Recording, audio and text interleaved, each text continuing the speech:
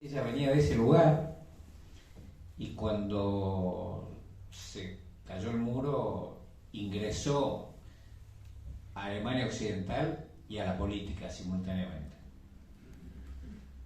con el afán de unificar Alemania, de unir. Otro alemán, Junger, decía: la razón separa para entender y el corazón une, ¿no? Y Merkel hacía las dos cosas. Era un personaje muy racional, pero al mismo tiempo un personaje unificador, ¿no? Merkel afrontó la crisis bancaria del 2008, que fue una de las crisis sistémicas más grandes del capitalismo y que tuvo un impacto en Europa extraordinario, que parecía que iba a romper Europa, y quien la comandó a la Unidad Europea y al rescate de Grecia, de Portugal, que parecía que se iban a tener que ir de Europa, fue la firmeza y la contención de Merkel. Merkel afrontó la crisis nuclear con los desastres nucleares de Asia, que la llevó en la política tan compleja alemana de coaliciones, que si vos no haces una coalición con un partido que es adversario tuyo, no podés llevar adelante el gobierno porque no tenés los votos para hacerlo. Y el Partido Verde fue un partido creciente y militaba por el cierre absoluto de las plantas de energía nuclear, y bueno, tomó esa decisión, hoy muy polémica, lo afrontó de alguna manera, lo tuvo que afrontar y tomar la decisión.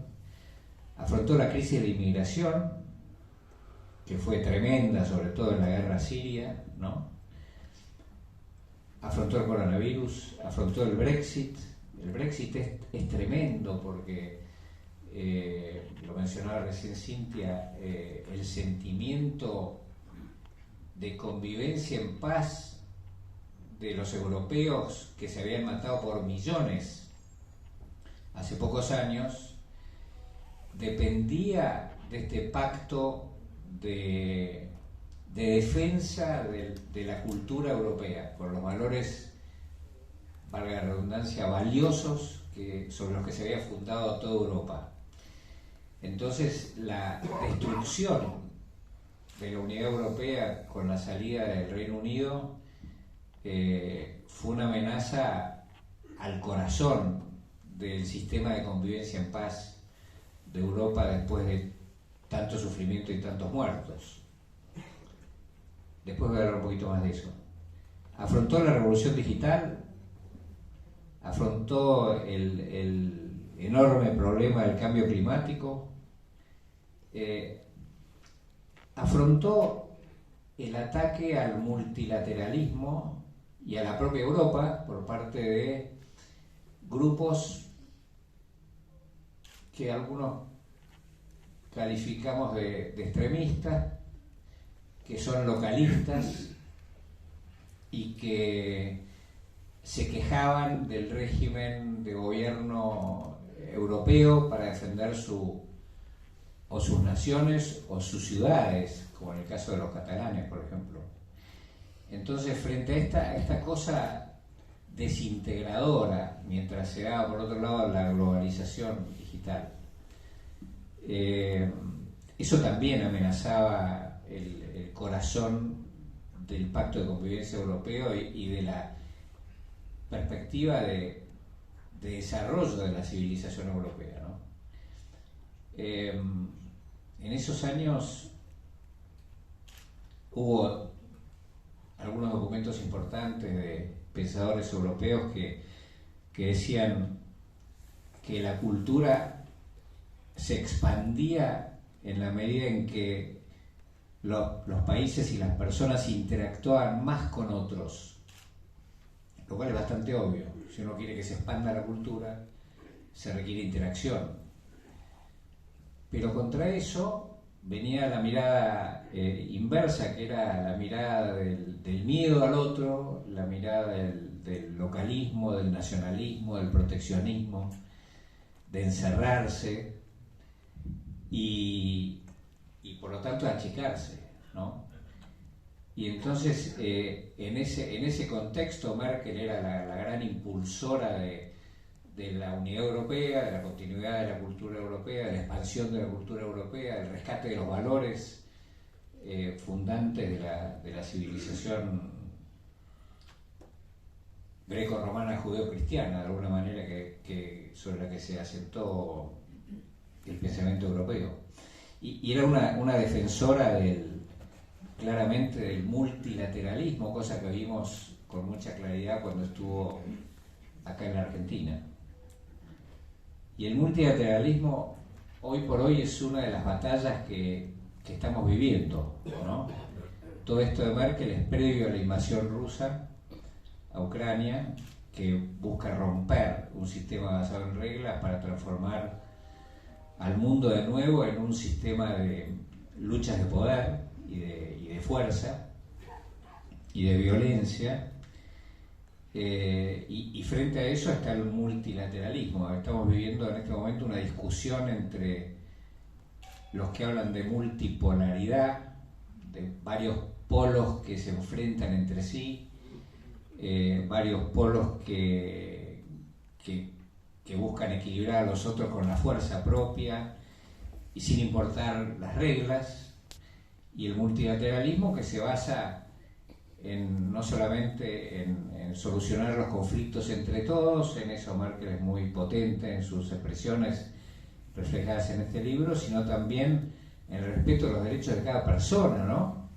El respeto de los derechos humanos como un paso adicional del progreso de la humanidad, ¿no? Que fue más allá de la política del poder puro o de la violencia, y fue más allá del equilibrio de poderes tan tradicional en la política exterior, a respetar los derechos de una sola persona después de la derrota del nazismo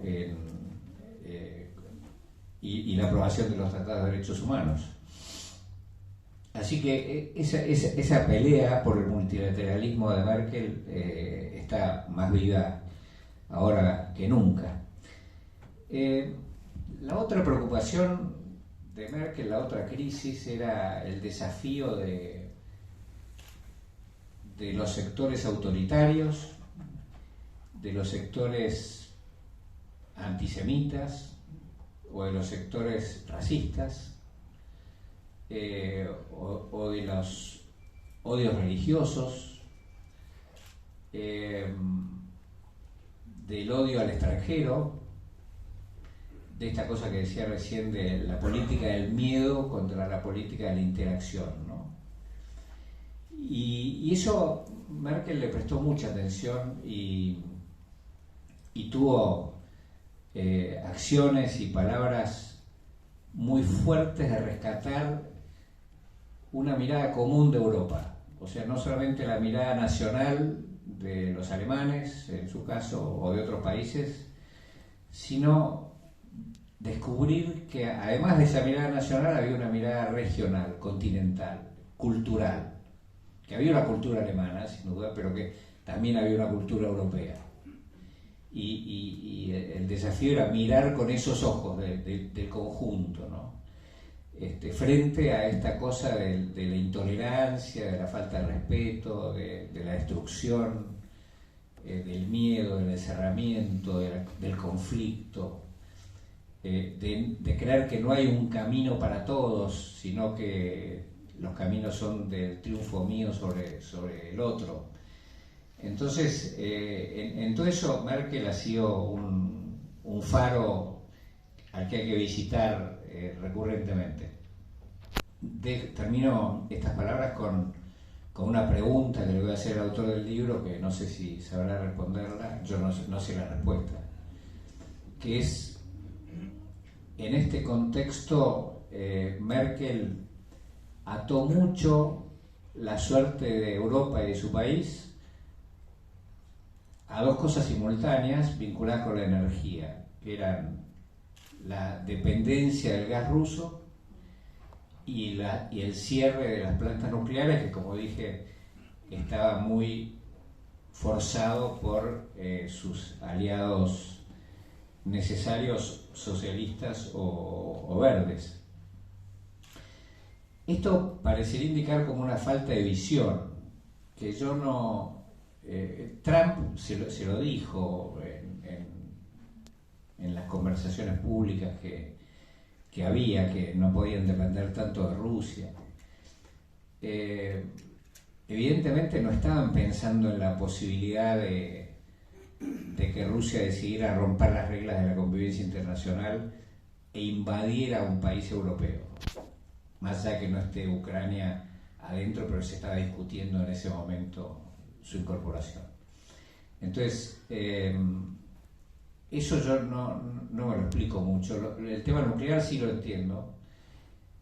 Tal vez la dependencia del gas ruso obedece a lo mismo. Como tengo que ceder la energía nuclear, tengo que tener energía de otro lado, tomo de acá. Pero es como que no se veía esa actitud de Putin de romper las reglas para reconstruir el imperio ruso sobre la base de la fuerza y la violencia, ¿no? Fuera de las reglas, rompiendo las reglas de convivencia y del multilateralismo. Angela Merkel y Putin, los dos venían del otro lado de la cortina. Así que no sé, deben haber tenido desde distintos lugares, tal vez uno más de víctima y otro más de victimario,